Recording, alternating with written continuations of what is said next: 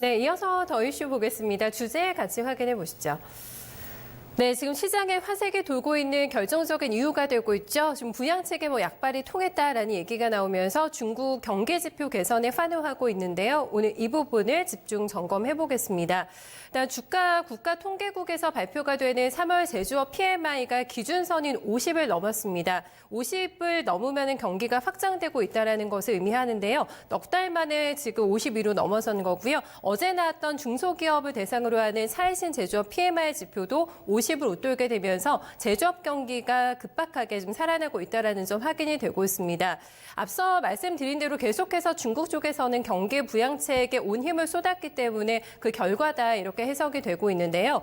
어제 금이 환영이라고 해도 좀 표현이 될 것 같습니다. 경기 민감 대형주들이 주도주급 플레이가 나왔는데요. 일단 앞에 말씀드린 대로 중국의 경기가 좋아지면서 모멘텀이 발생이 됐고요. 가격이 싸졌습니다. 또 하나 보시면은 어제 화학과 철강 섹터로 외국인과 기관의 매수세가 거의 다 적극적으로 들어갔는데요. 수급까지 해서의 이 3박자 조합의 결과라고도 볼 수가 있겠습니다. 근데 여기서 보셔야 될 지표 하나가 또 있는데요. 국내 3월의 수출 지표입니다. 내용이 상당히 부진했는데요. 그 원인은 반도체와 중국에 있었습니다. 중국만 따로 떼어서 봤더니요. 3월 중국향 수출액이 무려 15.5%나 급감한 것으로 나왔는데요. 중국의 경기는 좋아지고 있고 이게 국내에서 수출이 또 많이 나가야지만 효과가 있을 겁니다. 약간의 또 시간차가 필요하지 않을까라는 생각도 해보게 되는데요. 이 부분과 관련해서 오늘 허준식 해설위원과 함께 자세하게 보도록 하겠습니다. 위원님 어서 오세요. 네, 안녕하십니까. 네, 중국 경기 지표의 바통을 또 미국까지 이어받으면서 심리가 많이 좋아지고 있는데 일단 중국의 지표 변화되는 움직임을 저희가 잘 확인해 봐야 되겠어요. 네. 예, 그 중국은 이제 GDP로는 두 번째로 큰 나라이기 때문에 경제 지표가 중요할 수밖에 없는데요. 먼저 이제 그 어제 나왔던 흐름들을 보기 전에 그 PMI가 두 가지 기관에서 나오기 때문에 그 부분 잠깐 설명하고 다들 아실 수도 있는데요. 그 차이점들을 보고 좀 가겠습니다. 네. 그 물류구매연합회에서 발표하는 거 하나 있고 그리고 차이신에서 나오는 거 하나 있는데요.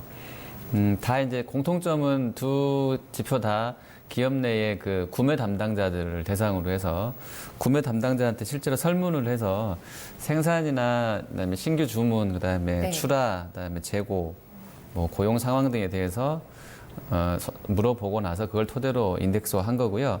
기준은 둘 다 마찬가지 50 기준으로 해서 그 위쪽이면 확장, 네. 경기 확장으로 보는 거고 위축 그 아래쪽이면 이제 경기가 위축돼 있는 수축 단계로 보는 거죠.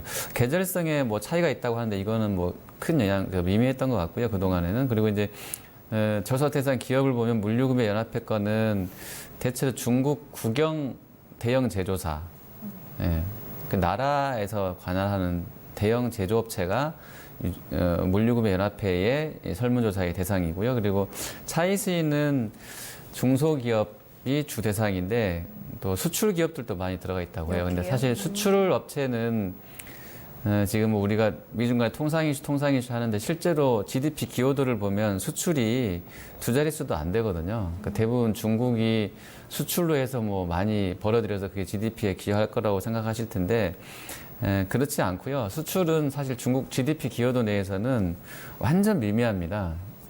두 자릿수도 안 되고 아마 한 자릿수 중반도 안 될 만큼 미미할 것으로 제가 알고 있는데 어쨌든 그런 수출업체들하고 네. 중소기업들을 주로 대상으로 해서 이제 설문하는 게 차이신이고 그다음에 대형 국유 기업들 위주로 해서 하는 게 물류구매 연합회 거다라고 보시면 되고요. 그래서 약간 차이는 있어요. 조사 대상에서. 근데 이따 보시면 아시겠지만 궤적은 크게 차이는 없더라고요. 또 물류구매 연합회에서 집계하는 3월 제조 PMI 50.5로 3월 달에 나왔는데 예상이었던 49.6보다도 좋았었고요. 전달에 2월 달에 49.2였으니까 네. 잘 나온 많이 겁니다. 좋아진 거네요. 네, 그렇습니다. 그리고 차이신 같은 경우도 넉 달 만에 50선을 넘어서서 50.8로 나왔습니다. 시장에서는 이렇게 잘 나왔던 이유들을 여러 가지 찾고 있는데 결과적으로는 정부에서 만들어준 것 같아요. 정부가 재정정책 다 부양하고 있고요. 그리고 인민은행이 이 민간기업 지원을 위한 통화 완화책, 지준율 인하도 했었던 상황이죠. 1월 달에 실제로 했었고요. 그런 효과들이 지금 한 두세 달 만에 나오고 있는 거다라고 네. 판단하는 거고요. 그림을 보시면 짙은 파란색이 차이신 거고, 그리고 이렇게 동그라미 쳐져 있는 약간 얕은 하늘색이 물류구매 연합회 쪽에서 나온 겁니다. 2013년부터 최근까지 이렇게 쭉 궤적을 보고 계시는데 보시면 수출하고 중소업체들의 그 설문지수인 차이신 쪽에 변동 폭을 보실게요. 네. 짙은 파란색 선. 네. 기준선이 50인데 딱 보시기에도 더 크죠, 진폭이. 이 시그마가 더 크고요. 그러네요. 특히나 이제 아래로 떨어지는 폭이 훨씬 더 큽니다. 15, 16년 사이에 많이 한번 떨어졌었고. 예, 그거 이제 아마도 중국 내수는 좀 안정적으로 본인들이 관리가 가능한데 수출 쪽은 관리가 안 되는 부분이 분명히 있을 거고요. 아하, 그 중소업체들은 아무래도 이제 뭐 주식도 마찬가지겠습니다만 시그마가 좀 더 큰 것 같아요. 그러니까 플럭추에이션이 더 크다라는 게 여기서도 확인되고 있고요. 그리고 이제 물류구매 연합회 쪽은 아무래도 좀 더 진폭도 작고요. 그리고 아래쪽으로는 잘 안 내려가죠. 그러니까 위쪽으로만 조금 더 올라 있어서 뭐 그런 부분들이 국유 기업이고 대형 제조업체들은 조금 더 작은 업체들이나 수출업체들보다는 뭐 시황을 덜 탄다 이렇게 볼 수 있을 것 같습니다. 그리고 선후행 정도는 뭐 누구는 뭐 계절성도 있다고 하는데 지금 딱 직관적으로 보시기에도 시차가 정확하게 얼마다라고 보이지는 않고요. 지금 표본을 봤을 때는 선후행을 판단하기 어려울 정도로 동조화돼 있다라고 보실 수 있을 것 같습니다. 그래서 지금 분위기로 보면 뭐 수개월 만에 처음으로 뭐 기준선을 넘어섰기 때문에 뭐 기대감들이 좀 커지고 있는 그런 분위기인 것 같습니다. 네, 근데 저희가 턴어라운드가 되는 딱 이 시점에서 너무 성급하게 드리는 질문일 수도 있겠습니다만은 네. 경기가 이제 뭐 바닥을 찍었을까라는 부분을 저희가 확신을 조금 가져도 되는 건지 많이 네네. 궁금하실 것 네. 같고 네. 변수가 워낙에 많지 않습니까? 이런 부분도 체크를 한번 해봐야 될 것 같아요. 그쪽으로 보면 뭐 약간 수장이라고 할 수 있는 리커창 발언이라든지 시진핑 주석 이야기들 들어보면 6%에서 6.5% 밴드잖아요. 네. 그래서 이제 분기별로 보면 언젠가 바닥은 나오겠는데 이게 전체로 보면 경기 바닥인지에 대한 확신을 뭐 한 달치 숫자 가지고 하기는 어렵다 이렇게 먼저 말씀을 드리고요. 네. 그리고 세부 지표를 보실 텐데요. 세부 지표를 보시면 경기 선행성을 띈 게 이제 신규 수출 주문하고 그다음에 제조업 신규 주문 이 두 개로 저희가 알고 있는데 네. 수출 주문은 아직은 보시는 것처럼 50이 안 됩니다. 수축 국면이고요. 근데 전달 45.2였는데 47.1로 올라는 왔습니다. 그러네요. 근데 10달 동안 여전히 수축 국면인 50을 하회하고 있고요. 이 수출 주문 지수는. 그래서 네. 요거 하나만 봐서는 근데 사실 이게 이제 통상 이슈랑도 맞물려 있는 것 같긴 한데요. 네. 썩 좋다고 할 수는 없어요. 이거 하나만 봐서는. 그리고 제조업 신규 주문은 50.6에서 51.6으로 확장이 됐습니다. 그래서 신규 주문건만 봐서는 나쁘지 않다 이렇게 볼 수 있을 것 같아요. 신규 수주건을 봐서는. 그래서 요건 또 긍정적이라고 볼 수 있겠고요.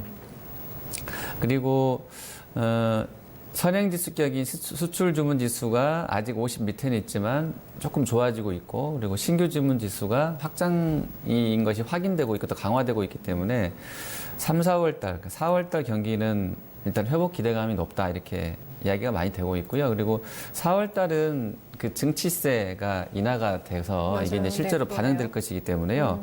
제조업체들한테도 좀 우호적인 환경이 조성되고 있는데 특히 석유화학 쪽하고요. 그다음에 IT 쪽, 자동차 쪽의 수요가 클 것이다. 그래서 PMI는 4월에도 50선 위에서 움직일 거다라는 낙관론들이 많아요. 다만 이제 조금 소비 수요 측면에서 좀 걱정되는 부분은 부담스러운 부분은 거기 세부 지표 보시면 고용 쪽에 메인 지표 안에 있는 고용 쪽에 한 달 전에 47.5, 두 달 전에 47.8, 그러니까 추세로 보면 47.6이 3월 달치인데 계속 떨어지고 있어요.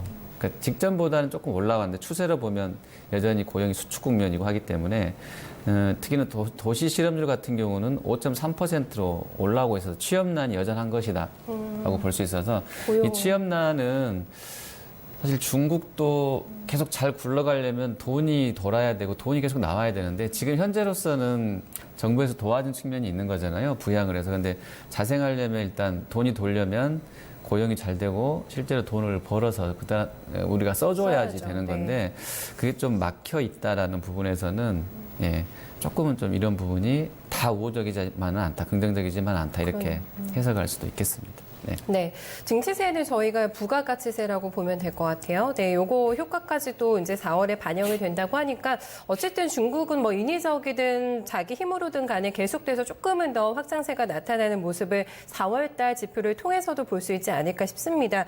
중요한 건 이게 국내 산업까지 함께 좀 좋아져야 되는 게 아닌가라는 부분을 대응 입장에서 봐야 될 것 같은데 네. 국내 증시에 미치는 영향은 어떨까요?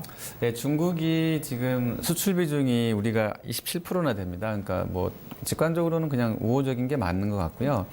다만 이제 큰 그림에서는 뭐 좀 달라질 수도 있을 것 같아요. 다르게 해석할 수도 있을 것 같은데, 증권가에서 지금 보니까 1분기를 저점으로 해서 중국이 경기가 회복될 거다라는 것이 이번 지표에서 확인됐다라고 좀 낙관하는 쪽도 있고요. 아직은 좀 조심스러운 쪽도 분명히 있는 것 같아요. 근데 어쨌든 뭐 우리 수출 비중이 지금 그림 보시는 것처럼 27%나 되고 품목별로 보시면 반도체는 좀 떼놓을게요. 이쪽 시황은 좀 다르니까. 네. 석유화학이나 기계는 거의 10%가 넘어가는 비중을 차지하고 있고, 그래서 어제 좀 많이 세게 움직였고요. 그리고 정유나 디스플레이, 철강은 사실 5%도 안 되는데 어제 좀 과도하게 오늘까지도 반영이 좀 있었던 것 같고요. 그렇습니다. 그리고 옆에 명목 산업 생산하고 전체적으로 보면 중국 GDP하고 한국의 대중 수출이 어떤 궤적인가를 보시면 거의 똑같이 움직이거든요. 그러니까 중국은 안 좋아지는데 우리가 수출이 뭐 좋아질 수 없는 거니까 그대로 같은 결이 간다. 그래서 지금 수출 주문 지수가 아까 설명드렸지만 그 그러니까 50선 미만이지만 조금 회복이 되려고는 하고, 그리고 역시 선행성을 띈 신규 주문 지수가 계속 확장세이기 때문에 네. 우리한테는 약간 우호적으로 갈 수도 있겠습니다. 다만 이제 이게 완전한 확장인지는 좀 지켜보셔야 될 것 같고요.